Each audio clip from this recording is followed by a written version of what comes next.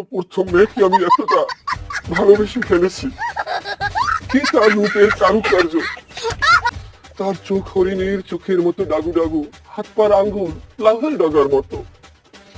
তার প্রেমে আমি আসক্ত।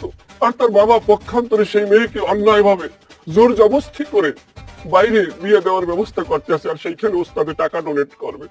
আমরা পাওয়ার ধরছি ভাবি আমরা এই বিয়ে ফিরান, কারণ আমরা ওস্তাদের ওস্তাদ। বেটা এইসব ঢঙের কথা বাদ দে দি। আচ্ছা তুই যে এইটা তোর প্রথম প্রেম, তুই এই মিথ্যে কথাটা কেমনে কবি? ভাবি ও মিনিমাম 15 থেকে 20টা প্রেম করছে ওর জীবনে, আর যে মাইয়াল্লা প্রেম করে এই মেয়ের কাছে আমার জীবনের প্রথম প্রেম। তুমি এই সমস্ত মিথ্যে কথা বাদ দাও, তুমি দালালি শুরু করছো।